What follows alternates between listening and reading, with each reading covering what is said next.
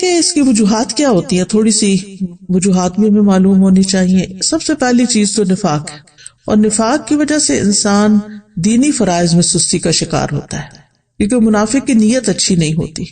اگر کوئی کام کرتا بھی ہے عبادت وغیرہ تو ریاکاری دکھاوے کے لیے کرتا ہے، لوگوں کی دنیا کی سزا سے ڈرتے ہوئے ایسے کرتا ہے. اگر نماز نہیں پڑھی تو ماں باپ کیا کہیں گے، وہ گھر سے نکال دیں گے، یا یہ کہ پھر میں لوگوں کی نظروں سے گر جاؤں گا. اسی طرح یہ ہے کہ لیسن صرف استاد کے ڈر سے یاد کرنا، قرآن کے شوق میں یاد نہ کرنا، قرآن سے محبت کی وجہ سے یاد نہ کرنا، ڈپلومہ کورس کرنا تعلیم القرآن کا لیکن اللہ کی خوشنودی کے لیے نہ کرنا، صرف ماں باپ کی خاطر کر لینا، یا پھر یہ کہ لوگوں کو بتانے کے لیے جی اس نے قرآن پڑھا ہوا ہے. تو ہمیں اپنی نیت کی بھی اصلاح کرنی ہے، اور پھر اللہ کی محبت میں یہ کام کرنا ہے اور پورے شوق کے ساتھ کرنا ہے. دوسری وجہ ہوتی ہے آرام پسندی، یعنی انسان اپنے آپ کو کوئی تکلیف نہیں دینا چاہتا، بس آرام ہی کرنا چاہتا ہے. اور تیسرا یہ ہے کہ بعض اوقات انسان کی جو فراغت ہوتی ہے کہ اس کے اوپر کوئی بڑی ذمہ داری نہیں، کوئی اس کے مقاصد نہیں زندگی میں، تو پھر اس کے لیے کوئی موٹیویشن ہی نہیں ہوتی، بس ایسے ہی ادھر ادھر ہاتھ پاؤں مارتا رہتا ہے اور لگ کے کوئی کام نہیں کرتا. اور صحابہ جو تھے وہ فارغ انسان کو سخت ناپسند کرتے تھے. ابن مسعود کہتے ہیں رضی اللہ عنہ، میں اس بندے کو پسند نہیں کرتا جسے میں بالکل فارغ دیکھتا ہوں، نہ وہ دنیا کے کسی کام میں مشغول ہوتا نہ آخرت کے کام میں، بس بیکار بیٹھے ہوتے ہیں لوگ. آپ نے دیکھا ہوگا کہ ہمارے یہاں کتنا عام ہے، پارکوں میں بیٹھے ہیں لوگ، سڑکوں پہ بیٹھے ہیں، فٹ پاتھ پہ بیٹھے ہیں، فارغ ہیں، بینچوں پہ بیٹھے ہیں، کوئی سگریٹ پی رہا ہے، کوئی باتیں کر رہا ہے، کوئی ٹھٹے مار رہا ہے، بس ادھر ادھر کی باتیں. پھر اسی طرح یہ ہے کہ ایک اور وجہ یہ بھی ہوتی ہے عیش پسندی، خوشحالی، کہ انسان کو جب اور لوگ کام کرنے کے لیے خدمت کے لیے مل جاتے ہیں تو پھر وہ خود کام نہیں کرتا اور اس طرح وہ بیکار رہنے کا عادی بن جاتا ہے. لیکن بہت سے عقل مند مالدار لوگ ایسے دیکھے گئے ہیں وہ کام کر کے خوش ہوتے ہیں، ان کے پاس مال ہوتا ہے، وہ بہت سے خادم رکھ سکتے ہیں لیکن پھر بھی وہ اپنا کام خود کرتے ہیں، اپنی گاڑی خود چلاتے ہیں. اور اگر آپ یہاں پر آ کر آپ دیکھیں تو لوگ ملینئر ہوں گے لیکن اپنی کار خود ڈرائیو کر رہے ہوں گے، اپنا گھر خود صاف کر رہے ہوں گے، اپنا گارڈن خود مینج کر رہے ہوں گے.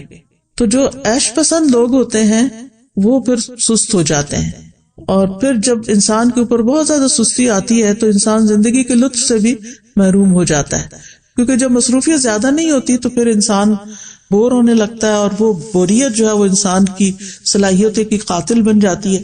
پھر اسی طرح ایک اور چیز جو بہت سست کر دیتی ہے انسان کو وہ ہے زیادہ کھانا پینا. جو انسان زیادہ کھاتا ہے، زیادہ سوتا ہے، اس سے بہت سی بلائیاں چھوٹ جاتی ہیں.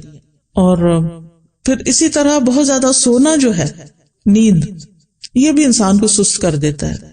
جب آپ ضرورت کے مطابق سوتے ہیں تو آپ ایکٹیو اٹھتے ہیں، اور جب زیادہ سو لیتے ہیں نا، جیسے ویکنڈ پہ آپ لوگ، بس یہ تو لازم ہے نا کہ ویکنڈ پہ زیادہ سونا ہے، تو زیادہ سو لیتے ہیں تو جب آپ اٹھتے ہیں تو ایسے طبیعت پریشان ہوتی ہے، آنکھیں بوجھل ہوتی ہے، جسم تھکا ہوا ہوتا ہے، اور پھر سارا دن کوئی خاص کام بھی نہیں ہوتا. لیکن جو لوگ اپنے ویکنڈ کو بھی، سنڈے کو بھی ٹائملی اٹھ جاتے ہیں، نماز اچھے سے پڑھتے ہیں، اذکار کرتے ہیں، قرآن کی تلاوت کرتے ہیں، اپنے جو کام سوچے ہوئے ہوتے ہیں چھٹی کے دن کرنے کے ان کو ترتیب بار کرنا شروع کر دیتے ہیں، تو ان کا دن پروڈکٹیو ہوتا ہے اور وہ خوب ایکٹیو ہو کے دن گزارتے ہیں. ابن قیم رحمہ اللہ کہتے ہیں کہ بہت زیادہ سونا دل کو مردہ کر دیتا ہے، جسم کو بھاری کر دیتا ہے، وقت کو ضائع کرتا ہے، اور یہ بہت زیادہ غفلت اور سستی پیدا کرتا ہے. پھر اسی طرح لمبی امیدیں لگانا، اچھا یہ ہو جائے تو پھر وہ بس سوچتے رہنا، سوچوں میں پڑے رہنا. پھر 8ویں چیز ہے سست لوگوں کی مجلس اختیار کرنا. جب انسان کی دوستی ایسے لوگوں کے ساتھ ہوتی ہے نا جو نکمے ہوتے ہیں تو اس کو بھی نکما کر دیتے ہیں، لیکن اگر آپ ایکٹیو لوگوں کے بیچ میں بیٹھیں گے تو آپ سست نہیں رہیں گے، کیونکہ آپ کو شرم آئے گی کہ سارے لوگ تو کچھ کر رہے ہیں اور میں فارغ بیٹھا ہوں. تو بلند ہمت لوگوں کی دوستی اور ان سے تعلق جو ہے وہ اختیار کریں، کیونکہ ماحول کا جو بگاڑ ہوتا ہے نا یہ انسان کی فکری صلاحیتیں، نفسیاتی، بدنی، ان سب چیزوں کو متاثر کرتا ہے. اور پھر اسی طرح یہ ہے کہ ایک اور چیز، کاموں کو مؤخر کرنا، اچھا کر لیں گے، یہ بھی ایک بہت مہلک بیماری، اور شیطان کا ایک حربہ ہے. یہ منافق جو ہوتے ہیں وہ نماز بھی بڑی لیٹ پڑھتے ہیں، سستی سے تو آتے ہی ہیں لیکن دیکھتے رہتے ہیں اچھا ابھی ہے وقت، ابھی ہے وقت، اچھا ابھی اٹھ جاتا ہوں، ابھی اٹھ جاتا ہوں، لیکن پھر کیا ہوتا ہے، کبھی نماز کا وقت بہت لیٹ ہو جاتا ہے اور کبھی ختم بھی ہو جاتا ہے. تو سستی جو ہے وہ سراسر نقصان دہ ہے. ہماری عبادات پر اس کا منفی اثر پڑتا ہے، عبادات میں کوتاہی ہوتی ہے، دل سخت ہو جاتا ہے، دل پہ زنگ لگ جاتا ہے، احساس ذمہ داری ختم ہو جاتا ہے. پھر انسان اپنے آپ کو جھوٹی تسلیاں دیتا رہتا ہے، اچھا پھر میں یہ کر لوں، پھر کل چلا جاؤں گا، پرسوں نکل جاؤں گا.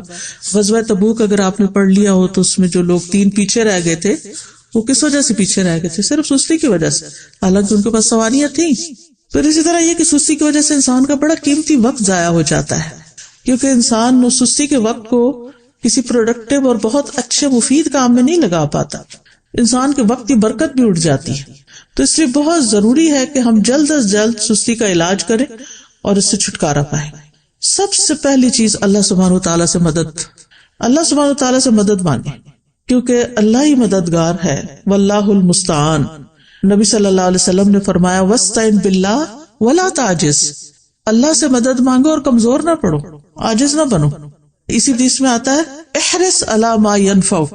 جو چیزیں تمہیں نفع دینے والی ہیں ان کی حرص رکھو، یعنی ان کے لیے ایک شوق رکھو اپنے دل میں. تو بہرحال اللہ سے مدد مانگی اور نیت کر لینی ہے کہ میں نے اللہ کی مدد سے انشاءاللہ اپنی سستی چھوڑ دینی ہے. اور پھر یہ دعا بھی پڑھنی ہے، اللہم انی اعوذ بک من الہم والحزن والعجز والکسل، آخر تک. یہ روزانہ کی دعاؤں میں شامل کر لیں. مثلا آپ نماز کے بعد بھی پڑھ سکتے ہیں، اتحیات کے جب دروشی پڑھ لیتے ہیں اس کے بعد دعائیں کرنے کا وقت ہوتا ہے اس وقت بھی پڑھ سکتے ہیں. تو تیسرا یہ کہ دن کا آغاز جو ہے نا وہ اذان فجر سے یا تو پہلے کریں یا پھر ساتھ ہی کر لیں، اور پھر وضو کریں، ذکر کریں، نماز ادا کریں. تو اس سے بھی انسان کی ساری گرہیں کھل جاتی ہیں جو شیطان ہر روز انسان پہ سوتے وقت لگا دیتا ہے اور انسان کو تھپکیاں دیتا رہتا ہے کہ ابھی تو رات بہت لمبی ہے. تو جب انسان اٹھتا ہے اور اللہ کا ذکر کرتا ہے اور پھر وضو کرتا ہے، نماز پڑھتا ہے، تو اس کی ساری گرہیں کھل جاتی ہیں جو شیطان نے لگائی ہوتی ہیں اور وہ حشاش بشاش خوش مزاج اٹھتا ہے. ورنہ پھر صبح نفس کی خباثت اور سستی کے ساتھ ہوتی ہے. پھر اسی طرح انسان اپنے ذہن میں یہ بات رکھے کہ میں نے سابقون السابقون میں ہونا ہے، مقربون میں ہونا ہے، اللہ کے قریب ہونا ہے. تو اللہ سبحانہ و تعالیٰ کی قربت حاصل نہیں ہو سکتی جب تک کہ انسان اللہ کے راستے میں دوڑ نہیں لگاتا. قرآن مجید میں آتا نا وَسَارِعُوا إِلَىٰ مَغْفِرَةٍ مِّن رَبِّكُمْ وَجَنَّةٍ عَرْضُهَا السَّمَاوَاتُ وَالْأَرْضُ أُعِدَّتْ لِلْمُتَّقِينَ. ایک دوسرے سے بڑھ کر دوڑو اپنے رب کی بخشش کی طرف اور اس جنت کی طرف جس کی چوڑائی آسمان و زمین کے برابر ہے. وہ متقین کے لیے تیار کی گئی ہے. تقوی والے جو ہوتے ہیں ان سے غلطی ہو جائے، سستی ہو جائے تو فوراً توبہ کرتے ہیں، مغفرت کی طرف دوڑتے ہیں، جنت کا شوق رکھتے ہیں، اللہ کی طرف دوڑ دوڑ کے جاتے ہیں. پھر یہ ہے کہ اس بات کے اوپر پریشان ہونا کہ سستی منافقین کی صفات میں سے، تو میں نے منافقت سے نکلنا ہے کیونکہ منافقت بہت بہت نقصان دہ ہے انسان کے لیے. پھر اسی طرح یہ ہے کہ انسان کا اپنی فوڈ، اپنی ایکسرسائز، اپنے سونے جاگنے کے اوقات اور دن بھر ایکٹیو رہنے کے طریقے، ان کے اوپر ورک کرنا. یعنی باقاعدہ آپ دیکھیں گے کہ اپنے آپ کو چیک کریں گے کہ آپ کھاتے کیا ہیں، آپ سوتے کس وقت ہیں، آپ اٹھتے کس وقت ہیں، ورزش کتنی کرتے ہیں اور باقی اپنے کام کتنے کرتے ہیں، اور دن میں اگر سوتے ہیں تو کتنی دیر سوتے ہیں. قیلولہ کرنا تو اس کو تو پاور نیپ کہتے ہیں، وہ سستی کی بجائے انسان کو اور ایکٹیو کر دیتا ہے باقی دن کے لیے. لیکن گھنٹوں بھر سونا دن کو اور رات کو جاگنا، تو اس سے تو پھر انسان کو فائدہ نہیں ہوتا، یہ تو پھر سستی ہے. پھر اسی طرح یہ کہ ہمت بلند رکھیں، اپنے آپ سے مایوس نہ ہوں کہ میں نہیں کچھ کر سکتی، میرا نہیں خیال میں ٹھیک ہو سکتی. نہیں، سب کچھ ہو سکتا ہے. اگر آپ کو کوئی جسمانی کمزوری ہے، کوئی بیماری ہے تو اس کا علاج کریں، کوئی وٹامنز لیں، اپنی فوڈ ٹھیک کریں، بریدنگ ایکسرسائز کریں، واک کریں، اور پھر اللہ کا ذکر کثرت سے کریں کیونکہ منافق ذکر نہیں کرتے. پھر فارغ وقت میں مفید اور نفع مند کام کریں، کسی کی مدد کریں، اپنے والدین کی خدمت کریں. اگر آپ ہاسٹل میں ہیں تو ہاسٹل میں مختلف کاموں میں مدد کریں. ضروری نہیں کہ کوئی کہے کہ یہ کر دو تو پھر کریں. بعض لوگ خود بھی، مجھے اچھی طرح یاد ہے جب F8 میں الہدا کا ہاسٹل بھی اور کلاسز بھی ہوتی تھی تو ایک بچی تھی، ماشاءاللہ وہ لائر تھی، کہنے کا مطلب یہ کہ ہائیلی ایجوکیٹڈ بھی تھی، لیکن شام کے وقت کبھی میرا جانا ہوتا تھا تو میں ماشاءاللہ وہ خود وائپر لے کے باہر کے فرنٹ ایریا کو وائپ کر رہی ہوتی تھی، اس کی صفائی کر رہی ہوتی تھی، اور پھر اس کے بعد گھر جاتی تھی. تو مجھے حیرت ہوتی تھی کہ اللہ نے کتنا اس کے اندر خیر رکھی اس بچی کے اندر، کہ اس کا علم، اس کی قابلیت، اس کا ہنر اس کو اس بات سے نہیں روکتا کہ یہ اس طرح کے معمولی جن کاموں کو معمولی، حالانکہ طہارت تو نصف ایمان ہے، لیکن جن کاموں کو ہمارے کلچر میں معمولی سمجھا جاتا ہے وہ بھی خوشی سے کر رہی ہوتی ہے. تو کچھ لوگ خود سے خود کام نکال لیتے، اور کچھ لوگوں کے سامنے کام پڑا تو ان کو نظر نہیں آتا. تو ظاہر ہے کچھ لوگوں نے اپنا آخرت کا اعمال نامہ جو ہے اس کو وزنی کرنا ہوتا ہے، تو انہوں نے تو بڑے اچھے اچھے کام کرنے ہی ہوتے ہیں.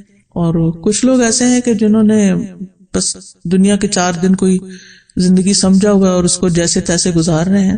تو کوئی اپنے فارغ گیپس نہیں جانے دیں اپنے دن میں، ہر وقت کوئی نہ کوئی فائدہ مند کام کریں، اور ہر وقت لذت کی تلاش میں نہ رہیں کہ بس جس چیز میں مزہ آئے گا بس میں وہ کروں گی. نہیں، بس جو کرنے کا کام ہے جو آخرت میں فائدہ دینے والا ہے وہ مجھے کرنا ہے. آپ کو پتا نا کہ جنت جو ہے وہ ناپسندیدہ چیزوں سے گھیر دی گئی ہے.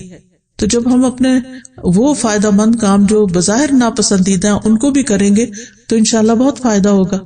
پھر اسی طرح فارغ اوقات میں یا جو چھوٹے چھوٹے وقفے ہیں ان میں آپ ذکر اذکار کر سکتے ہیں، قرآن مجید حفظ کر سکتے ہیں، کوئی احادیث حفظ کر سکتے ہیں. لسٹ بنا کے کاموں کی صبح کے وقت ہی رکھ لیں جو کرنے والے ہیں. تو انشاءاللہ آپ دیکھیں گے کہ آپ انجوائے کریں گے، زندگی کو بھی انجوائے کریں گے، آپ کے دل کے اندر ایک راحت ہوگی. پھر اسی طرح یہ کہ کوئی بک ریڈنگ کی عادت ہو، کوئی اور اسی طرح دل پسند مشغلے ہوں. دل پسند مشغلے سے مراد یہ کہ مفید پروڈکٹیو کام جو ہے